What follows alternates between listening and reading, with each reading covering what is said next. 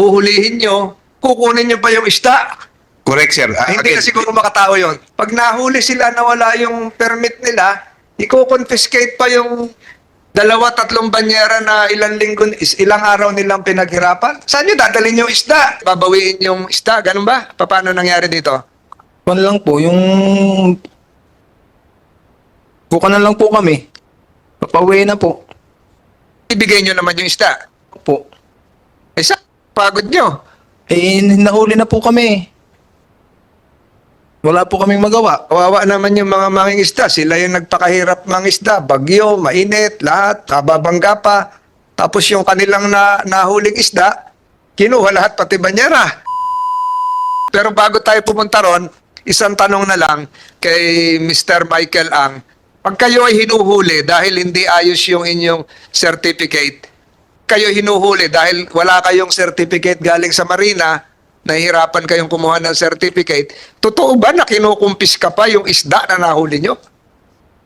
Meron po kaming nabalitaan po dating bangka.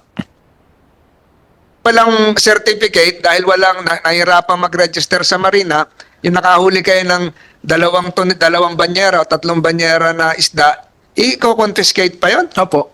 Bakit? Yun ang hindi po namin alam. Yan ang penalty dahil wala kayong certificate, hindi kayo rehistrado sa Marina. Opo. Ayan, teka muna Marina, napabalik ako rito. Bakit nahirapan sila magrehistro kasi malayo. Luluwas pa ng Maynila. So ang penalty, pag nahuli sila na wala yung permit nila, i-confiscate pa yung 2-3 banyera na ilang araw nilang pinaghirapan. Saan nyo dadalhin yung isda? Tambako, lapu-lapu, saan dadalhin nyo? specifically and categorically deny po yung ginagawa. Kung allegation na kinukuha po yun.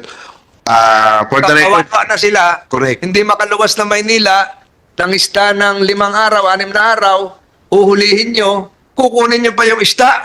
correct, sir. Hindi Again, na siguro makatao yon. hindi po talaga makatao yun. May specifically and categorically deny kung meron pong ganyang allegations kay Marina po. But meron po tayo kasing ibang tao on the ground. Not only, kasi po ang Marina naman po, nasa opisina, very seldom na bumababa yan sa port areas natin. Enforcement eh. At Correct po. Correct po. Pero hindi naman po yan araw-araw na nandoon sa puerto. May mga ibang tao po dyan sa puerto. Kaya kung pwede natin clarify, Marina ba o hindi? Mr. Michael, so pag hinuli kayo, kukumpiskahin yung inyong isda, banyera na pinaghirapan ninyo, pati banyera kinuha o wala nang iniwan sa inyo? Baka binigyan, magbigay ng permit, babawiin yung isda, ganun ba? Paano nangyari dito? Kung lang po, yung... Buka na lang po kami. Papauwi na po. Ibigay nyo naman yung isda. Opo. Eh, pagod nyo. Eh, nahuli na po kami.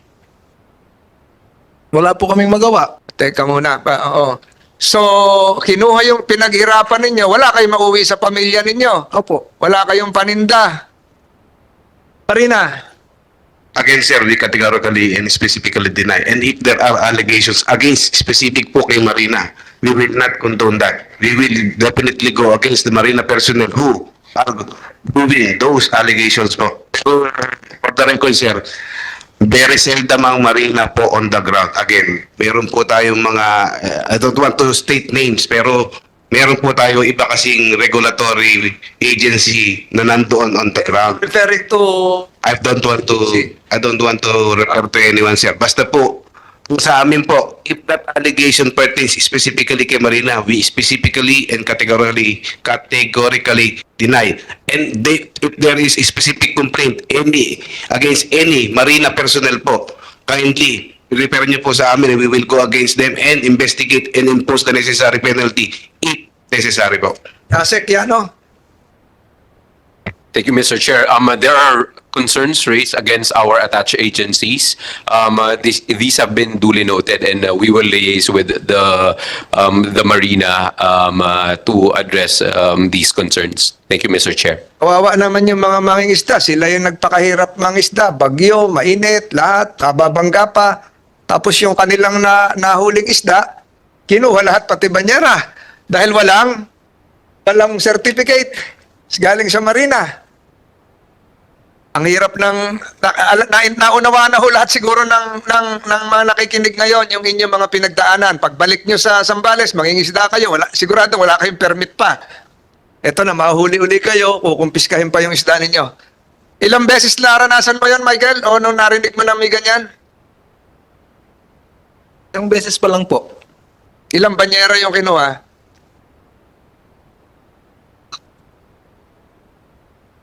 Dalawang tulinada po. Ba, marami yun. Tonelada, marami yun. Hindi kayo nagreklamo na? Reklamo natin po yung nahuli. Ah, ito yung mothership, yung malaki na. Opo, yung malaki na po. Kinumpis ka na lahat yun. Kalahati po. Kalahati. Ah, nagtira naman ng kalahati. Opo. Bakit ano sabi? 50-50 na lang? Kailan nangyari to? So, may 2 years na rin siguro po. Tagal-tagal na rin po. Ang hirap nun. Kahit 50% ng effort nyo, kinuha pa.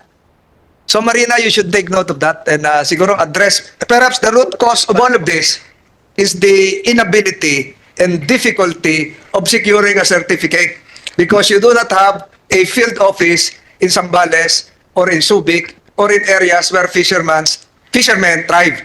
Noted on that concern, sir. But again, just for the record, we specifically and categorically deny any allegation of confiscation of Lahat ito- any... Yes, sir. Under oath lahat ito eh. Correct, sir. And I am also under oath, sir. So, kung meron po silang specific allegations against any specific Years ago. Marina personnel, we will take note, we will go against those person, investigate, and impose the necessary penalty if necessary, if found true kung ano po yung allegations nila. With all due respect sa mga fishermen po natin. In fact, nagpunta rin po kami sa kanila last Sunday, nag-investiga rin po kami doon. Yung sabi niyo po kanina, nabanggit niyo na ngayon lang kami nakita. Specifically, last Saturday po, may mga tao tayong pumunta dito. Sa mga taon to, nakausap sila. Kaya sabi nila siguro kayong dalawa, baka may representative. Kayo ba yung nakaharap Ito po nila? yung, ito pong katabi ko mismo ang specific na Ano ikaw, galing ka ron? Oo. Sorry sir, hindi po. Ayun, ikaw siguro yung tinuturo Yes, sir. na kung nagkaharap na kayo. Noted naman po sir. Pero welcome po yung kanilang mga sinasabi naman na Pero concrete. siguro sa hearing na ito, wag nyo silang mamasamain. Ay, hindi po. Itong mga mangingisda natin, nilalabas lang nila yung simpatsya nila, Yes, sir. namatayan sila, binangga sila. Huwag kayong, baka personalin mo na hindi na makakuha to ng mga certificate. Kawawa lalo itong If mga. qualified po, wala akong problema sa amin dyan. Kailangan patas tayo dyan. Yes, sir. And we are encouraging po, through po, kung meron po silang, halimbawa po, written complaints or affidavit na pwedeng masabit sa amin so that at least we can have a first step to sa investigation ng mga allegations po. Thank you very Mr. much, Chair? sir. Salamat. Mr. Chair. Senator De La Rosa is recognized. Yes, Mr. Chair. Since andyan naman lang yung mga fisherman na sabing kinuha yung kanilang mga isda, baka pwede natin alamin sa kanila kung sino yun. Kung hindi Marina, Coast Guard, PNP, Navy, o sino ba yung mga tao niyan? BIFAR? Para malaman natin ngayon at masumo natin yung mga tao na yan na walang awa na kukunin yung isda, sobra naman yan ng mga tao na yan. Mga nandyan naman sila, Mr. Chair, pa-identify natin kung sino. Take note of that, Senator De La Rosa. So, ang gagawin po natin, unless makagawa kayo ng written complaint o yung kakilala mo na may-ari ng vapor na kinunan, paabot nyo sa committee ito, Michael, at sa mga kasama nyo para nang sa ganun, sila naman yung kasuhan natin. Kung sino yung kinutongan kayo ng isda, kinuha na yung pinaghirapan ninyo. Kung makakasubmit kayo ng sulat, liham sa committee ito, mas maganda. Kahit yung mga kakilala mong naapektuhan na Senator De La Rosa, siguro, ganun siguro. Kasi 2 years ago pa eh. 2 years ago pa. Okay. O kung sino, Thank you, kung Mr. sino Chair. man yun na kalahating barko na yung vapor, yung kinuhang isda. Ilan tonelada yon? Dalawa po yung huli nila. 2 tonelada. So 50-50 yung 1 tonelada hiningi na. Yung 1 tonelada binigay naman. So padalan mo ng liham ang committee ito para matigil na siguro yung mga ganyang ginagawa. O kung sino yung kakilala mo, kung sino yung kapitan ng barkong yon 2 years ago. Kaya, Michael? Hindi ko po pasasabi, hindi kaya po namin nakilala eh. Ayun. Mr. Chairman, ang importanteng na-establish natin ngayong araw, according to our Attorney Manlapas of the Enforcement Group of Marina, hindi po policy yun, okay? Hindi policy yun, hindi. Kung mangyari man yun na, of course, meron naka-violate na regulation ng Marina, pabalik, may huli, may violation pero hindi kasama sa penalty as a matter of policy ang confiscation ng mga nahuli ninyo mga isda. Hindi kasama yun. May penalty siguro sa regulations, iba.